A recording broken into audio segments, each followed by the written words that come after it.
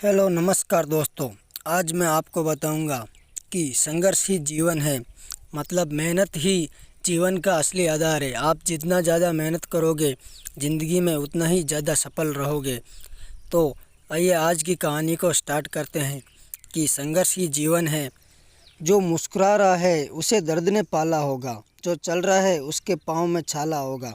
बिना संघर्ष के इंसान चमक नहीं सकता, जो जलेगा उसी दिए में उजाला होगा। संघर्ष से क्यों बचे? संघर्ष ही तो जीवन की आत्मा है। जितना कठिन संघर्ष होगा उतनी ही शानदार जीत होगी। एक बार एक किसान भगवान से बहुत नाराज़ हो गया। किसान बहुत मेहनती था। बहुत मेहनत से वह खेतों में अनाज उगाता, उसकी देखभाल करता, पर अक्सर उसकी फसल खराब हो जाती।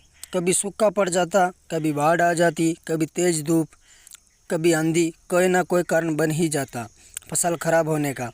एक दिन किसान गुस्से में आया और आसमान की तरफ देखकर भगवान से कहा, हे ईश्वर, आपको लोग सर्वज्ञाता मानते हैं कि आप सब जानते हैं। कहते हैं कि आपकी इच्छा के बिना एक पत्ता भी नहीं हिलता, पर मुझे लगता है कि आप छोटी सी छोटी बात भी नहीं जानते हैं।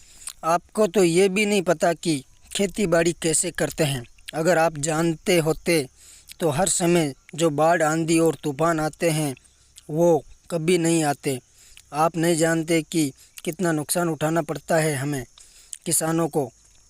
यदि आप मेरे हाथ में ये शक्ति दे दे कि जैसा मैं चाहूँ वैसा मौसम कर दूँ, फिर आप देखना मैं अन्न के भंडार लगा दूँगा। भगवान इस किसान के तीखे वाक्य सुनकर मुस्कुरा रहे थे और वे किसान के सामने प्रकट होकर बोले, मैं आज तुझे ये शक्ति देता हूँ कि तुम अपनी खेतों को तुम्हारी जैसी इच्छा हो वैसे मौसम कर दोगे। मैं बिल्कुल भी दखल नहीं दूंगा, तुम्हारी इच्छा से सब कुछ होगा। किसान बहुत खुश हो गया। फिर किसान ने गेहूं की फसल अपने खेतों में बोई। जब उसे लगा कि खेतों को धूप चाहिए तो खेतों को धूप मिले, जब पानी बरसना चाहिए तभी पानी बरसा। आंधी का तूफान, बाढ़ कुछ भी अपने खेतों पर आने नहीं दिया। किसान के खेत इस वर्ष ऐसी फसल हुई जैसे कभी नहीं हुई थी। हरी भरी लहराती फसल। मन ही मन किसान इस बार बहुत खुश हुआ और वो बोला, इस बार मैं प्रभु को पूरे सबूत के साथ सच बताऊंगा कि देखो मैंने इस बार कैसे अपने खेतों की देखरेख की। जब इनको बारिश चाहिए था तब मैंने इनको बारिश दिया, जब इनको धूप चाहिए था तब मैंने इनको धूप दिया, और आंधी और बाढ़ तो मैंने इनको दिया ही नहीं जिसकी वजह से ये खराब हो जाए।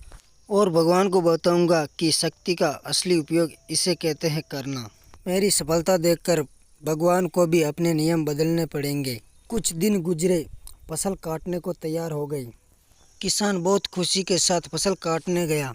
जैसे ही उसकी नज़र गेहूं की बेलियों पर गई तो अपना सिर पीट पीट कर रोने लगा और चिल्लाने लगा। गेहूं की एक भी बाली के अंदर गेहूं का एक भी दाना नहीं था। सारी बालियां अंदर से खाली थी। किसान बहुत दुखी हो गया। उसने भगवान को रोते हुए पुकारा कि हे प्रभु, तुमने मेरे साथ क्या किया? तुमने मुझे कोई सज़ा दी है? भगवान बोले, पुत्र, ये तो होना ही था। तुमने पौधों को संघर्ष करने का मौका ही कहाँ दिया था? तुमने तो आंधियों को जूझने का मौका ही नहीं दिया, तेज़ बारिश को सहने का भी मौका नहीं दिया, और ना ही तुमने उसे धूप से तपने दिया। एक भी चुनौती का सामना तो तुमने उन्हें करने नहीं दिया। इसलिए सारे पौधे अंदर से खोखले रह गए। जब आंधी, तूफान, तेज़ बारिश और धूप पड़ती तभी तो ये पौधा अपना अस्तित्व को बचाने के लिए संघर्ष करते, और इसी संघर्ष से एक बल पैदा होता है जिसमें शक्ति होती है, ऊर्जा होती है, और यही ऊर्जा पूर्ति तेरे गेहूं के दानों की तरह जो नहीं फूटी। तूने उन्हें कठिन परिस्थितियों से गुजरने ही नहीं दिया जहाँ उनके अस्तित्व का जन्म होता।